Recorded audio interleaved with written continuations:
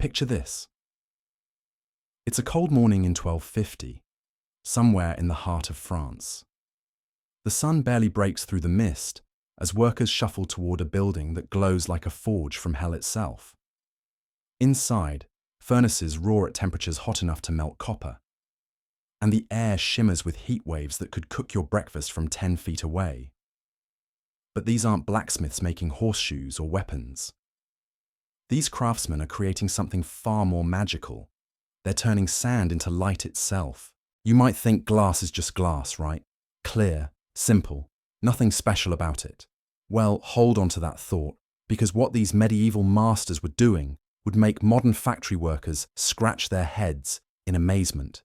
They were creating stained glass windows that would outlast kingdoms, survive wars, and still be dropping jaws 8 centuries later.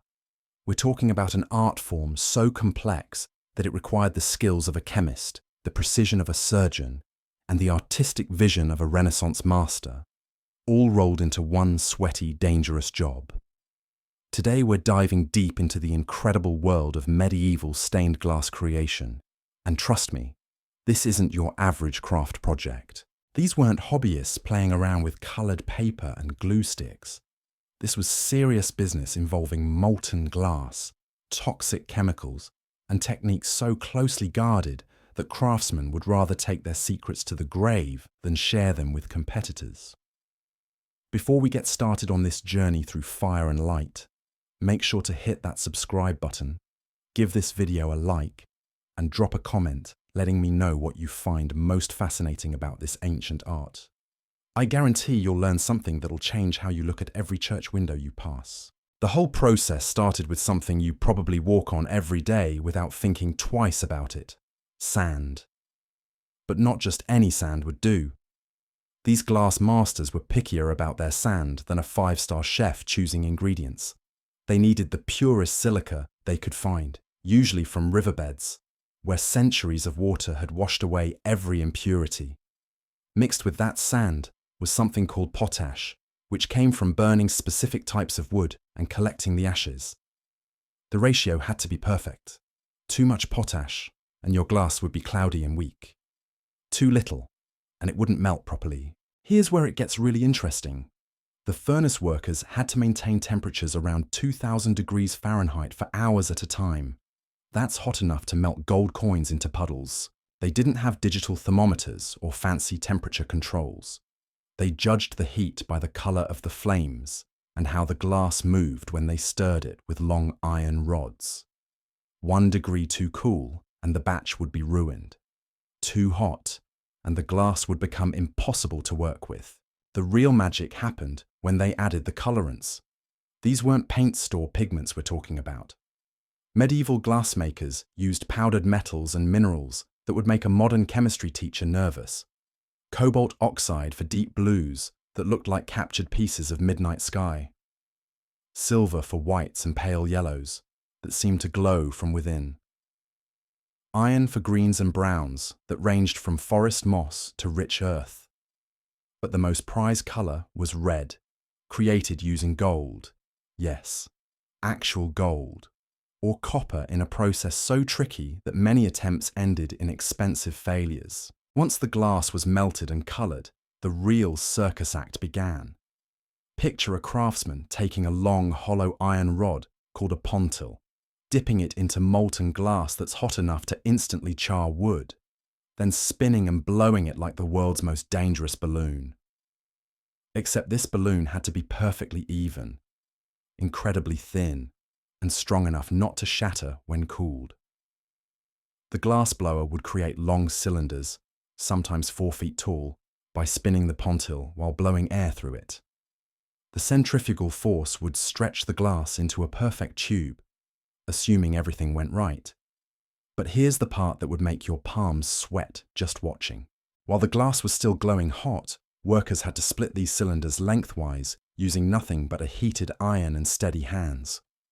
One wrong move and hours of work would explode into worthless shards. If they managed this delicate surgery successfully, they'd carefully flatten the split cylinder into sheets by reheating it and pressing it flat. The resulting glass sheets were thin enough to let light through, but strong enough to withstand centuries of weather. These weren't mass-produced factory sheets either.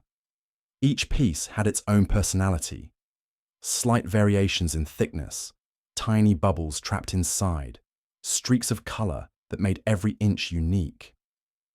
Modern glass manufacturers would consider these flaws, but medieval craftsmen saw them as character.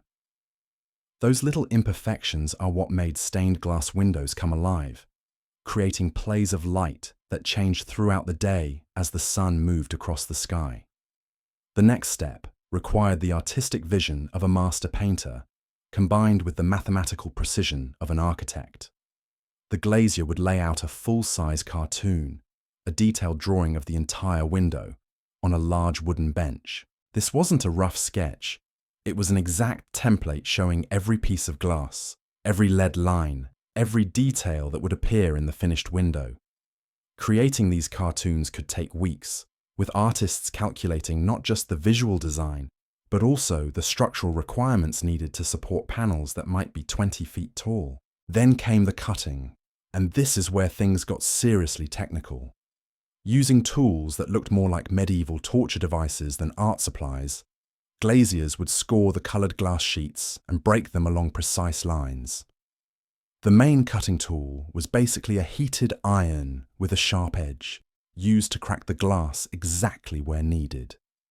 For more detailed work, they used something called a grozing iron, a tool with tiny teeth that could nibble away at glass edges to create perfect curves and intricate shapes.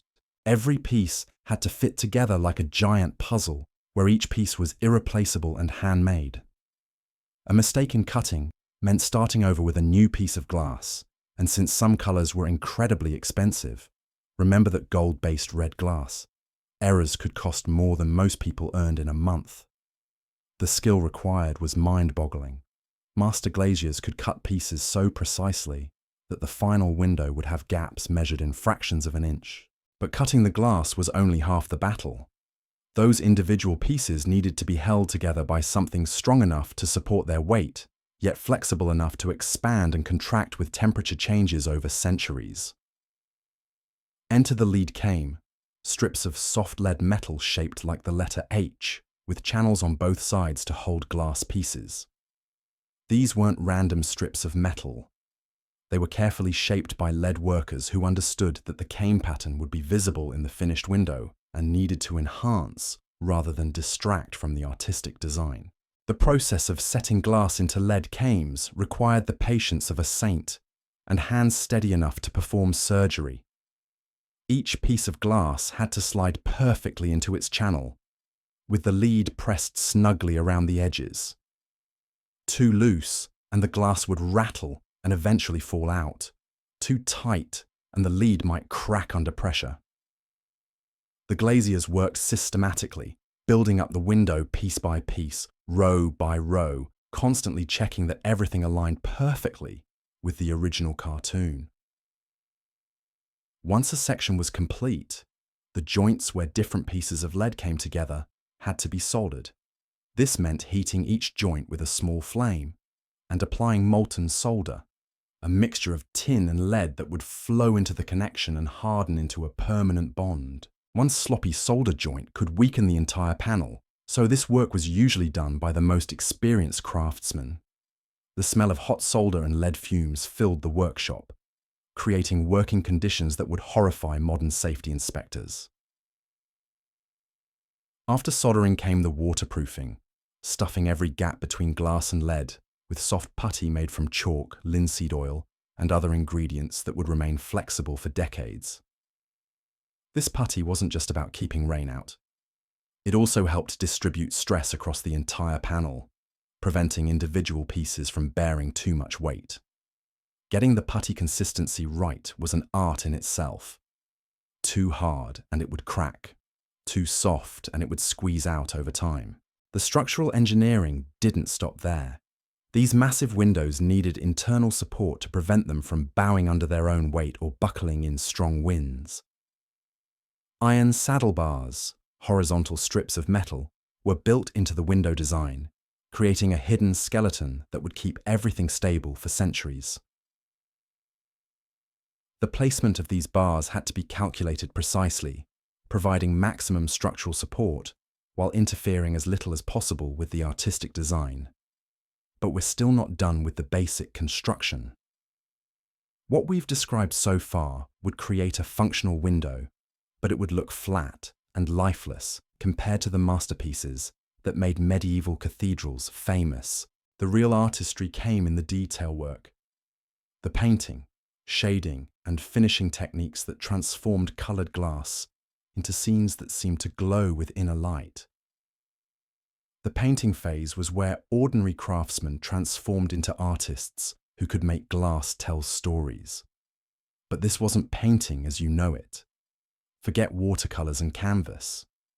These artists worked with ground glass mixed with metallic oxides, creating a paint that would literally become part of the glass itself when fired.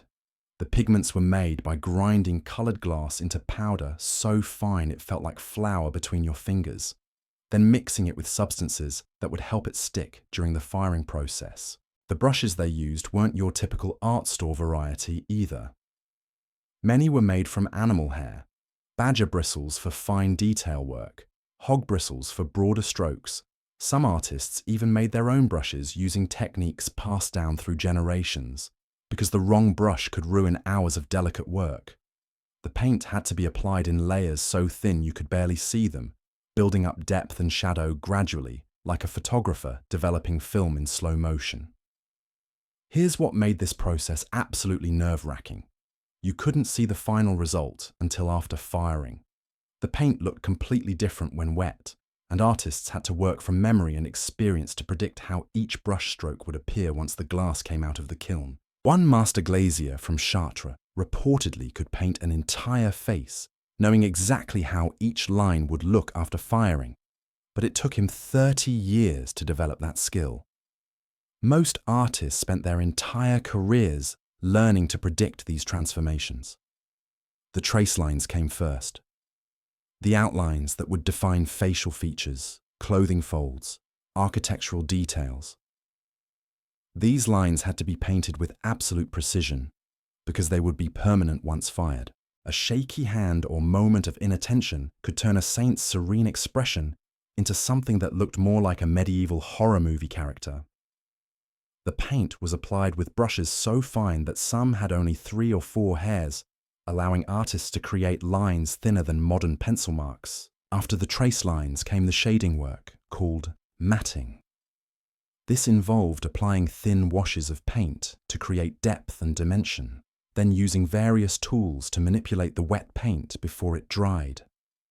Artists would use everything from stiff brushes to create texture, to leather tools for smoothing gradients, to wooden sticks carved into specific shapes for creating patterns. Some even used their fingertips for the most delicate blending work, though this required years of practice to avoid leaving fingerprints in the paint. But here's where the real magic happened: the firing process. Each painted piece had to be carefully loaded into a small kiln and heated to around 1200 degrees Fahrenheit. At this temperature, the ground glass paint would begin to soften and fuse with the surface of the colored glass beneath it. Too cool, and the paint wouldn't stick properly, eventually flaking off after a few decades. Too hot, and the base glass would start to deform, warping the carefully cut shapes beyond recognition. The firing process took incredible skill to control. Medieval kilns didn't have precise temperature controls or even reliable thermometers.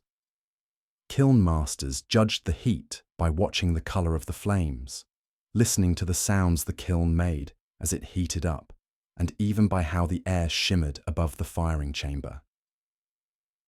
They could tell when the glass had reached the perfect temperature by looking through small peepholes and watching how the paint moved and flowed on the glass surface.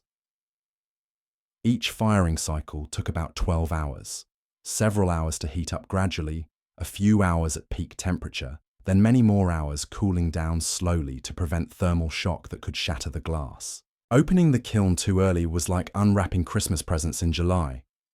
You might be excited to see the results, but you'd ruin everything in the process. Many apprentices learned this lesson the hard way. watching weeks of work explode into fragments because they couldn't wait an extra hour.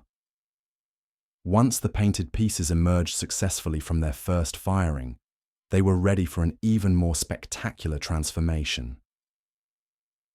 Silver staining was the secret weapon that made medieval glass glow with those incredible golden yellows that seemed to capture sunlight and hold it prisoner. The technique involved painting certain areas with a mixture containing silver compounds, then firing the glass a second time at a lower temperature. The chemistry behind silver staining was pure alchemy. When heated, the silver would actually migrate into the surface layer of the glass, changing its molecular structure and creating colors that ranged from pale lemon yellow to deep amber gold. The exact shade depended on dozens of variables: the type of base glass, the concentration of silver in the mixture, the firing temperature, even the humidity in the workshop on the day the work was done.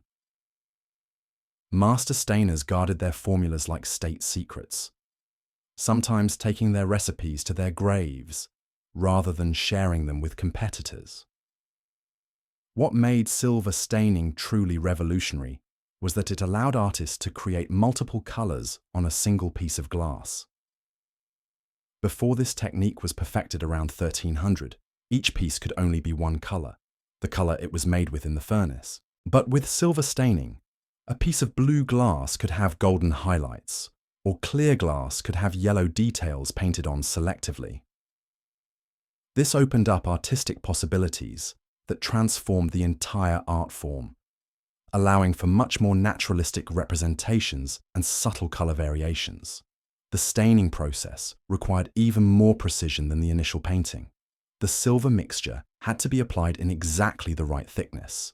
Too thin, and the color would be weak and patchy. Too thick, and it would create an ugly brown stain instead of brilliant gold.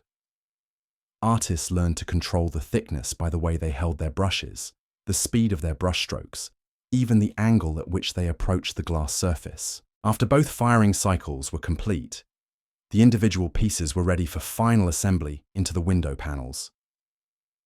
This was like putting together a massive three-dimensional puzzle where every piece was fragile, irreplaceable, and had to fit perfectly with its neighbors.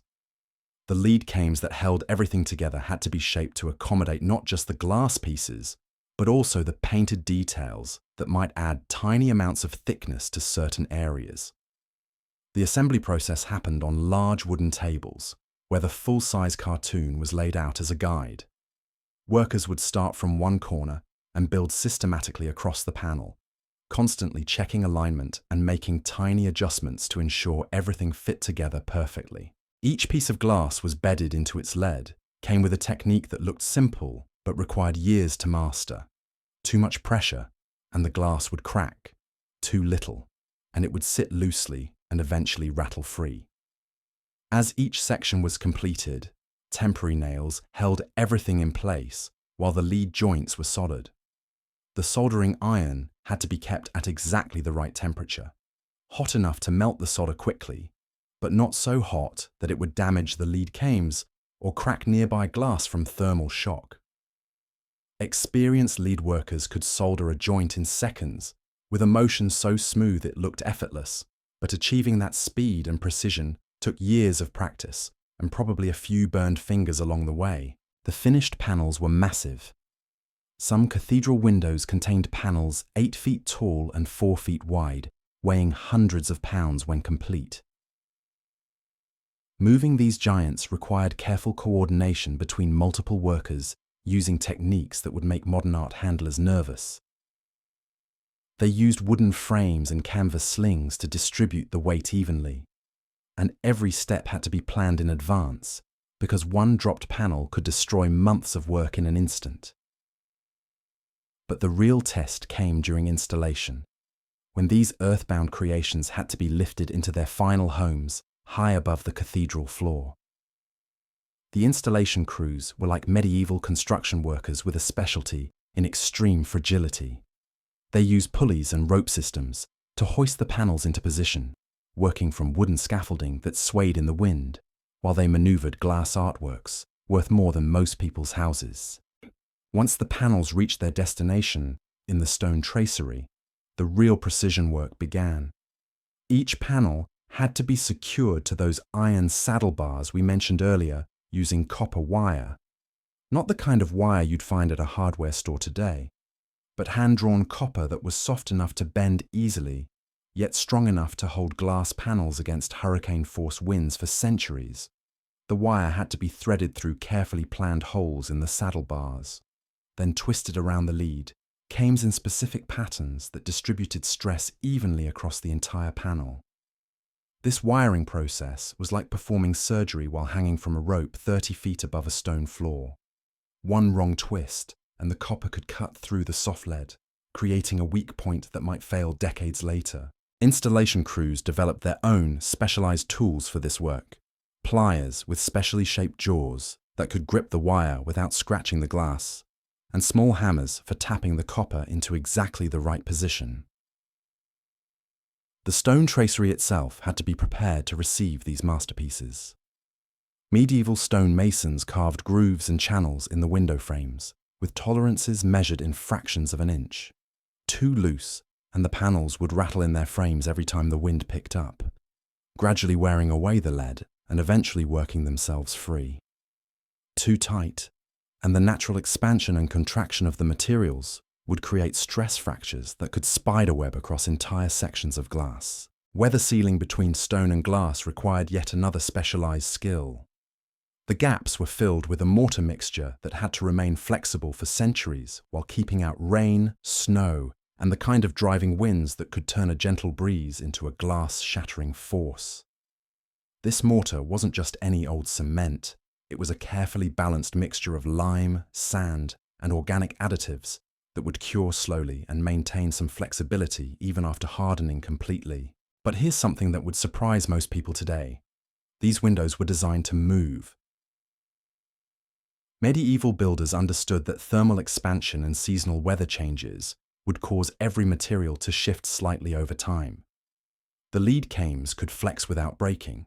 The copper wires had enough slack to accommodate movement, and even the stone frames included tiny gaps that allowed everything to breathe with the changing seasons. It was engineering that accounted for centuries of weather cycles before the first winter even arrived. The final step of installation involved what craftsmen called weathering, adjusting and fine-tuning everything to account for how the window would actually behave once exposed to real weather conditions.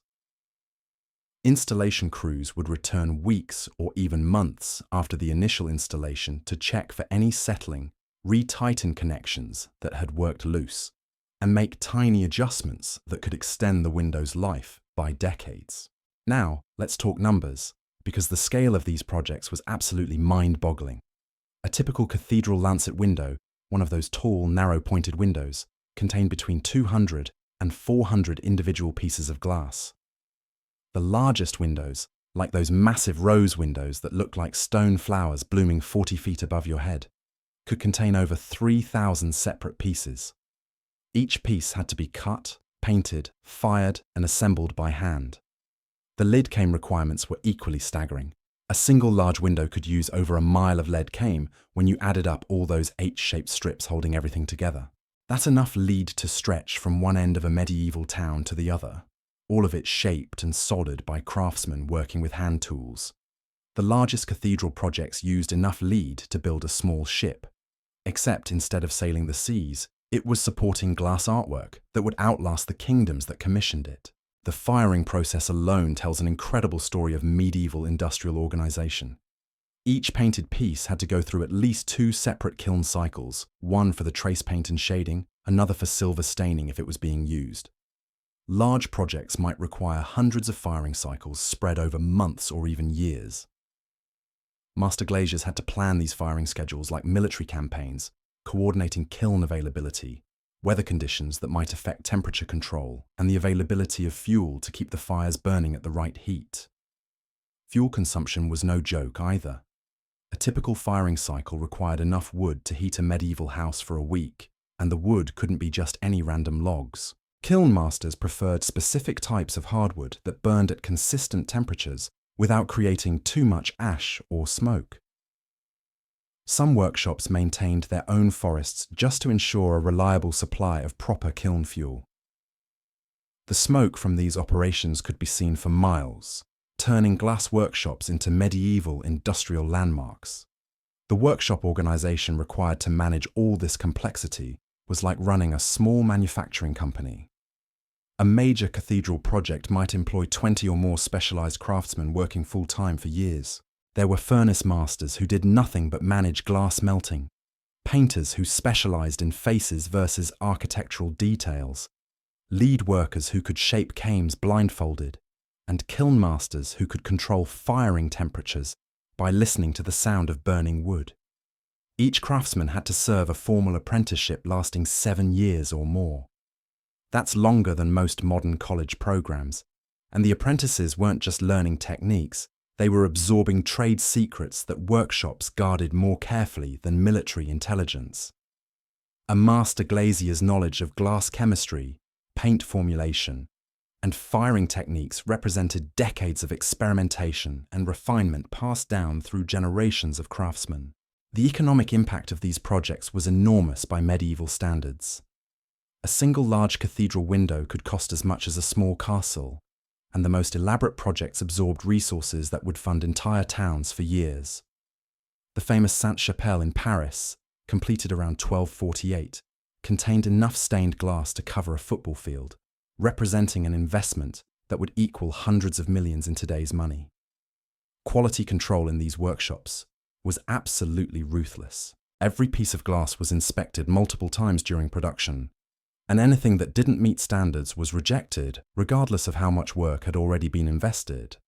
Master glaziers developed grading systems for glass quality that were more demanding than modern industrial standards. A tiny bubble in the wrong place, or a slight variation in color, could cause an otherwise perfect piece to be discarded. The logistics of managing materials across these long projects required careful planning that would challenge modern project managers. Glass had to be ordered months in advance, with craftsmen calculating not just the amount needed, but also accounting for breakage rates during cutting and assembly. Lead came had to be cast and shaped in massive quantities, then stored in ways that prevented it from deteriorating before use. Paint ingredients were often exotic materials imported from distant regions. Some pigments came from mines hundreds of miles away, while others required processing techniques so complex that only specialized suppliers could provide them.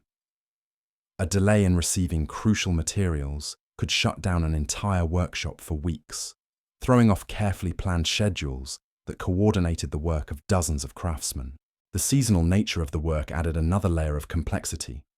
Many processes worked better in certain weather conditions. Humid days were terrible for paint application, while extremely cold weather made lead came brittle and difficult to work. Kiln firing was nearly impossible during the hottest summer months, when additional heat could make workshops unbearable. Master craftsmen learned to plan their production cycles around weather patterns, scheduling different types of work for different seasons. Installation timing was equally critical. Windows had to be completed and ready for installation during specific weather windows, when conditions were suitable for working at height on exposed scaffolding. A project that missed its installation window might have to wait months for another opportunity, during which time the finished panels had to be carefully stored and protected from damage. But perhaps the most impressive aspect of medieval stained glass production was the maintenance and care systems that kept these windows glowing for centuries. From the very beginning, cathedral workshops planned for long-term maintenance cycles that would preserve their creations across generations. They understood that even the finest craftsmanship would require periodic attention to survive the centuries. Cleaning cycles were scheduled every few decades, requiring specialized crews who understood how to work with aged glass and lead without causing damage. The cleaning process itself was an art form. Too aggressive and you'd strip away centuries of patina that actually protected the glass. Too gentle and you wouldn't remove the dirt and pollutants that could cause long-term damage. Releading schedules were planned centuries in advance. The soft lead cames that held everything together would gradually weaken over time, requiring complete replacement every 100 to 200 years. This wasn't simple maintenance. It meant carefully removing every piece of glass, replacing all the leadwork, and reassembling the entire window using techniques that had to be preserved and passed down through generations of craftsmen. The most remarkable thing about these maintenance systems was how they created an unbroken chain of knowledge spanning centuries. Each generation of glaziers learned not just how to create new windows, but how to repair and preserve the masterpieces of their predecessors. This created a continuity of craftsmanship that allowed techniques perfected in the 13th century to survive into the modern era. Master craftsmen kept detailed records of their techniques, material sources, and maintenance schedules, not just for their own use, but as guides for future generations who would inherit responsibility for their work. Some of these workshop records survive today, providing incredible insights into medieval industrial organization and quality control systems that were remarkably sophisticated for their time. The training programs these workshops developed were essentially medieval universities focused on a single, incredibly complex craft. Apprentices learned mathematics for calculating glass quantities and structural loads, chemistry for understanding how different materials would interact over time, and artistic techniques that took decades to master. The most talented apprentices might eventually become masters themselves, but many spent their entire careers as specialists in particular aspects of the craft. The guild system that controlled these workshops was like a medieval version of a professional certification program, except the stakes were much higher. Master glaziers didn't just hand out certificates. They controlled who could practice the craft, where they could set up shop, and what techniques they were allowed to use. Getting accepted into a glazing guild was harder than getting into an exclusive club, and the membership came with responsibilities that lasted a lifetime. Guild masters maintained strict quality standards that would make modern inspectors look relaxed. Every window panel had to pass multiple inspections before installation, and any craftsman whose work failed in the field could face fines, suspension, or even permanent banishment from the guild. One record from Rams mentions a glazier who was expelled for using inferior lead that caused a window to fail after only 30 years. Apparently, that was considered unacceptably poor craftsmanship. The most fascinating aspect of guild control was how they managed trade secrets. Certain techniques were literally classified information, known only to master-level craftsmen who swore oaths of secrecy that were taken as seriously as military intelligence. The formula for creating that brilliant red glass using gold. Only a handful of masters in all of Europe knew the complete process, and they guarded it more carefully than kings protected their treasury codes. Apprentice contracts from this period read like medieval non-disclosure agreements.